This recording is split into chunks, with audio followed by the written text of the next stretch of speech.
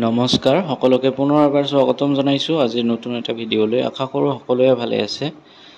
আজিৰ ভিডিঅ'টোত থাকিব ছ'চিয়েল ষ্টাডিজৰ যিটো আমি চিৰিজ ষ্টাৰ্ট কৰিছিলোঁ তাৰে আজি 13 নম্বৰ পাৰ্টটো হ'বলৈ গৈ আছে। ইতিমধ্যে আমি 12টা পাৰ্ট অলৰেডি কমপ্লিট কৰিলোঁ। যদি এতিয়ালৈকে চোৱা নাই ডিছক্ৰিপশ্যনত লিংক দিয়া আছে, তাতে ক্লিক কৰি চাব পাৰে। ভিডিঅ'টো স্কিপ নকৰি লাষ্টলৈকে চাই থাকিব। ভিডিঅ'টো ষ্টাৰ্ট কৰাৰ আগতে এটা ৰিকুৱেষ্ট কৰিছোঁ, আপুনি যদি আমাৰ চেনেলত নতুন আহিছে তেন্তে চেনেলটো ছাবস্ক্ৰাইব কৰি বেল আইকনটো প্ৰেছ কৰি ল'ব আৰু লগতে আপোনাৰ বন্ধু বান্ধৱীৰ সৈতে শ্বেয়াৰ কৰি দিব। আৰু আপুনি যদি ফেচবুকত চাই আছে তেন্তে আমাৰ ফেচবুক পেজটো ফ'ল' কৰি দিব। তেন্তে বেছি দেৰি নকৰাকৈ আজিৰ ভিডিঅ'টো ষ্টাৰ্ট কৰিছোঁ। আজিৰ ভিডিঅ'ৰ প্ৰথম প্ৰশ্নটো আছে, the period of one revolution of sun around the centre of galaxy is called dash. তাৰকাৰাজ্যৰ কেন্দ্ৰৰ চাৰিওফালে সূৰ্যৰ এটা বিপ্লৱৰ সময়ছোৱাক ডেজ বোলা হয়। ইয়াতে অপশ্যন দিয়া আছে, ইয়াৰ ভিতৰত কাৰেক্ট অপশ্যনটো পাৰিলে কমেণ্ট কৰিব। ইয়াৰ কাৰেক্ট অপশ্যন হ'ব অপশ্যন চি, সকলোৱে মনত ৰাখিব, কছমিক ইয়াৰ, মহাজাগতিক বছৰ। তাৰকাৰাজ্যৰ কেন্দ্ৰৰ চাৰিওফালে সূৰ্যৰ এটা বিপ্লৱৰ সময়ছোৱাক মহাজাগতিক বছৰ বুলি কোৱা হয়, সকলোৱে মনত ৰাখিব। ইয়াৰ পিছত 2 নম্বৰ প্ৰশ্নটো সুধিছে, which is the hottest planet in the solar system. সৌৰজগতৰ আটাইতকৈ উষ্ণ গ্ৰহটো কোনটো? ইয়াতে অপশ্যন দিয়া আছে, এ দিয়া আছে জুপিটাৰ, বি আছে ছেটাৰ্ণ, চি আছে ভেনাছ এণ্ড ডি আছে ইউৰেনাছ। ইয়াৰ কাৰেক্ট অপশ্যনটো হ'ব অপশ্যন চি, সকলোৱে মনত ৰাখিব, ভেনাছ, শুক্ৰ গ্ৰহ।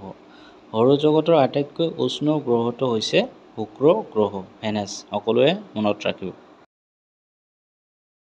ইয়াৰ পিছত নেক্সট কুৱেশ্যনটো আছে, which is the brightest planet of the solar system.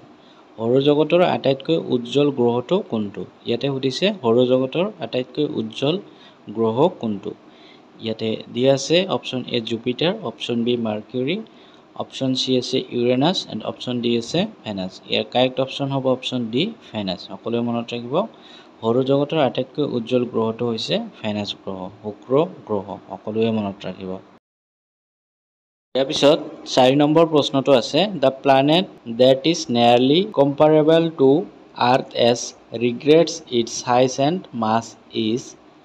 আকাৰ আৰু ভৰৰ ফালৰ পৰা পৃথিৱীৰ লগত প্ৰায় তুলনাযোগ্য গ্ৰহটো হ'ল, ইয়াতে অপশ্যন কেইটা দিয়া আছে, এ দি আছে প্লুটো, অপশ্যন বি দি আছে মংগল গ্ৰহ, অপশ্যন চি দি আছে শুক্ৰ গ্ৰহ এণ্ড অপশ্যন ডি আছে বুধ গ্ৰহ।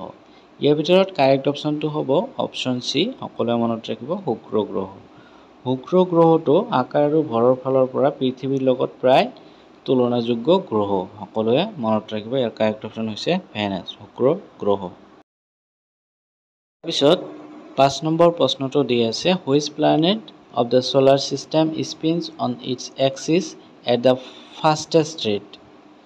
সৌৰজগতৰ কোনটো গ্ৰহ নিজৰ কক্ষত আটাইতকৈ বেছি বেগেৰে ঘূৰি থাকে? ইয়াতে অপশ্যন কেইটা দিয়া আছে, ইয়াৰ ভিতৰত কাৰেক্ট অপশ্যনটো কি হ'ব? ইয়াৰ কাৰেক্ট অপশ্যন হ'ব অপশ্যন চি, জুপিটাৰ, বৃহস্পতি। সৌৰজগতৰ বৃহস্পতি গ্ৰহটোৱে নিজৰ কক্ষত আটাইতকৈ বেছি বেগেৰে ঘূৰি থাকে, সকলোৱে মনত ৰাখিব, অপশ্যন চি হৈছে কাৰেক্ট অপশ্যন। ইয়াৰ পিছত 6 নম্বৰ প্ৰশ্নটো সুধিছে, to a space traveller on moon the lunar sky during day time appears dash. চন্দ্ৰত মহাকাশযাত্ৰী এজনৰ বাবে দিনৰ সময়ত চন্দ্ৰৰ আকাশখন ডেছ দেখা যায়। ইয়াতে অপশ্যন দিয়া আছে, ইয়াৰ ভিতৰত কাৰেক্ট অপশ্যন কি হ'ব? ইয়াৰ কাৰেক্ট অপশ্যন হ'ব অপশ্যন চি, ব্লেক, সকলোৱে মনত ৰাখিব। চন্দ্ৰত মহাকাশযাত্ৰী এজনৰ বাবে দিনৰ সময়ত চন্দ্ৰৰ আকাশখন ব্লেক দেখা পায়, ক'লা দেখা যায়, সকলোৱে মনত ৰাখিব, অপশ্যন চি হৈছে কাৰেক্ট অপশ্যন।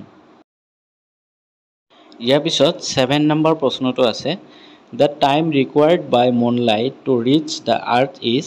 চন্দ্ৰৰ পোহৰ পৃথিৱীত উপনীত হ'বলৈ প্ৰয়োজন হোৱা সময় হ'ল ডেছ। ইয়াতে অপশ্যন দিয়া আছে, অপশ্যন কেইটাত দিয়া আছে, এ দি আছে 1 ছেকেণ্ড, বি দি আছে 1.3 ছেকেণ্ড, চি দি আছে 2 ছেকেণ্ড এণ্ড ডি দি আছে 2.3 ছেকেণ্ড। ইয়াৰ কাৰেক্ট অপশ্যন হ'ব অপশ্যন বি, সকলোৱে মনত ৰাখিব, 1.3 ছেকেণ্ড। চন্দ্ৰৰ পোহৰ পৃথিৱীত উপনীত হ'বলৈ প্ৰয়োজন হোৱা সময় হৈছে 1.3 ছেকেণ্ড, সকলোৱে মনত ৰাখিব। ইয়াৰ পিছত 8 নম্বৰ প্ৰশ্নটো আছে, কমেটছ মুভছ এৰাউণ্ড দ্য ডেছ। ধূমকেতুবোৰে ডেছৰ চাৰিওফালে ঘূৰি ফুৰে। ইয়াতে অপশন দিয়া আছে, ইয়াৰ ভিতৰত কাৰেক্ট অপশন কি হ'ব?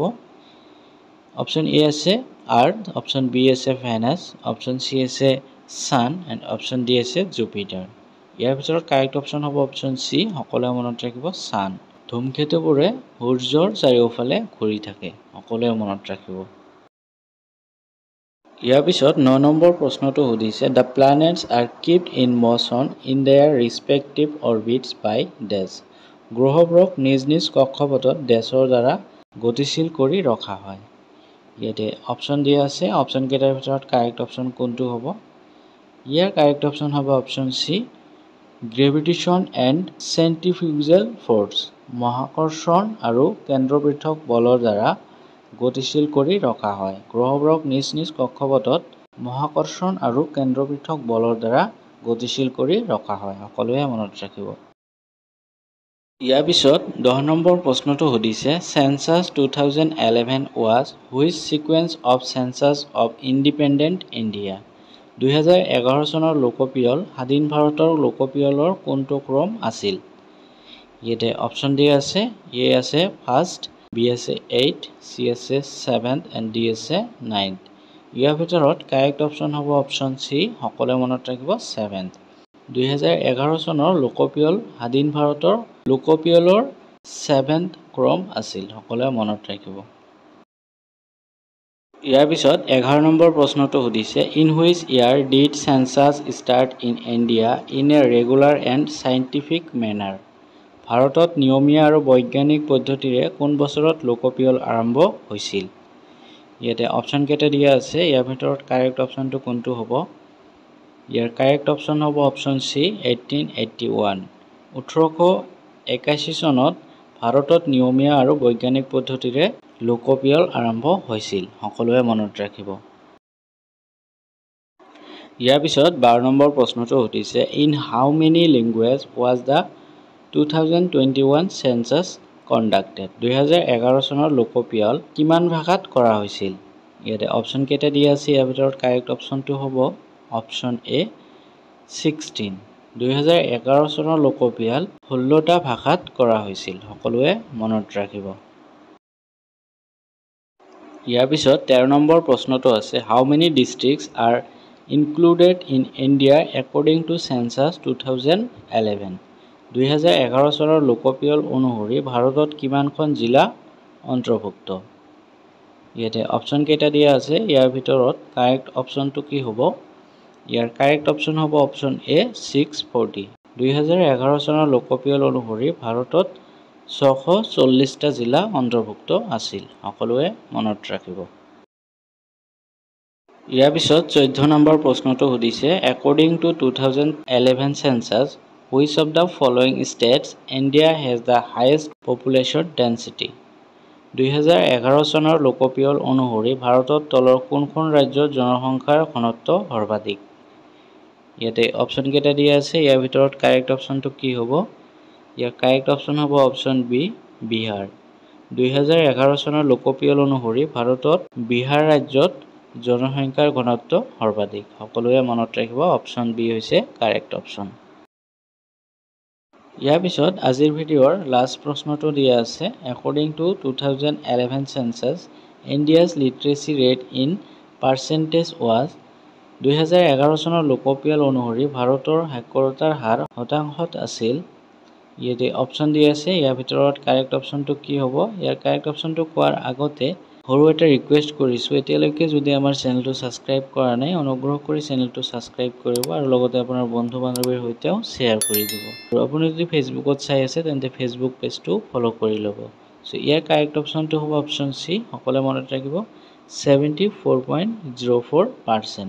2011 চনৰ লোকপিয়ল অনুসৰি ভাৰতৰ সাক্ষৰতাৰ হাৰ আছিল 74.04%, সকলোৱে মনত ৰাখিব।